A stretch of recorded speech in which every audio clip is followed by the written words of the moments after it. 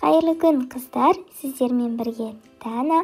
Көптен бері арнама рецепт жүктей алмай қалдым, бірақ бүгін ретін тауып, осындай әп-әдемі жұмсақ болып шығатын нандардың рецептісін түсіріп салып отырмын. Дәл осы нанды жасау үшін алдымен ыдысымызға жылы суымызды құямыз, және де жылы сүтімізді құямыз. Үстінен 2 ас қасық қантымызды саламыз.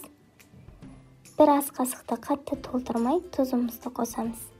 Және де 1 ас қасық көлемінде аштығымызды қосып, жақсылап араластырып аламыз. Үстінен електен өткізілген ұнымызды салып, жұмсақ етіп қамыр елеп аламыз. Қамырды елеу барысында ұнды көп мөлшерде салып, қамырды қатты қылып қоймаңыздар. Мейлінше жұмсақ қылып елесеңіздер, нандарыңыз да керемет болып шығады. Кішкене қамырымыз осылай ретке келгеннен кейін үстінен 4 ас қасық шамасында сұйық майымызды құйып, майды қамырдың барлық жеріне толықтай тигізіп, кішкене қамыр майды өзіне сіңіргенше жақсылап илеп аламыз.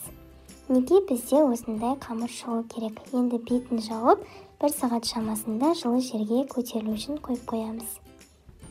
Көтеріліп дайын болған қамырымызды ыдысымыздан түсіріп аламыз. Біз соңында сұйық маймен жақсылап илегендіктен біздің қамырымыз ыдысымызға мүлде жабыспай толықтай түсетін болады. Енді қамырды теңдей 4 бөлікке бөлеміз.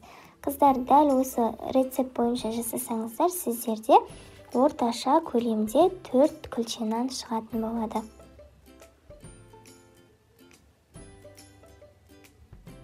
Енді барлығын суалалап аламыз.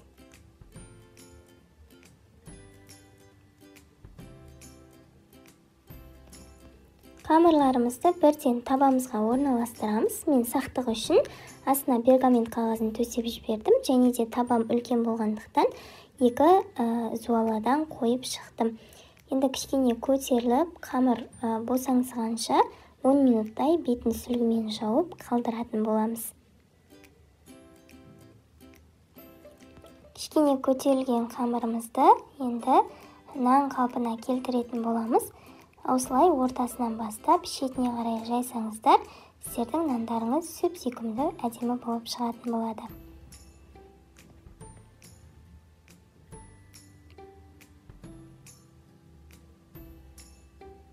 Енді ортасын қарапайым осындай шанышқының көмегімен тесіп шығатын боламыз.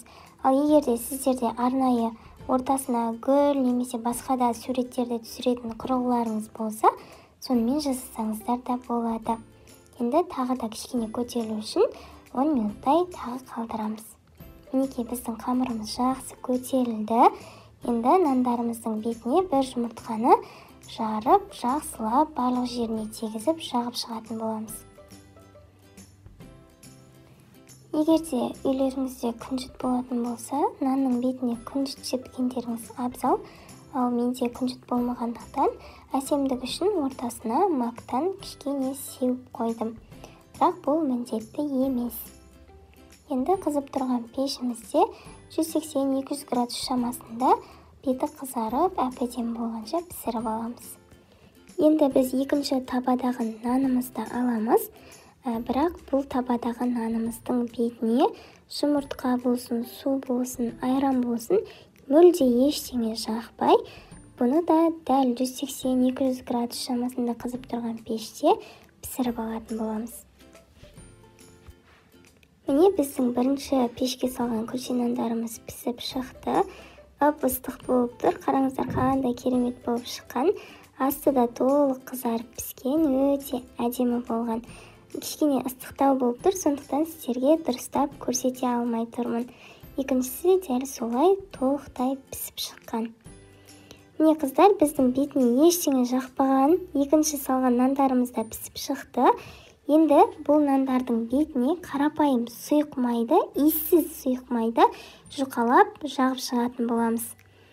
Бұл әдіс үйіңізде жұмыртқа бітіп қалған кезде, жалпы нанның бетіне жағатын ешқандай дүние таппаған кезде дәл осылай жасасаңыздар болады. Нандарыңыз бірден жылтырап, әп-әдемі болып шығады.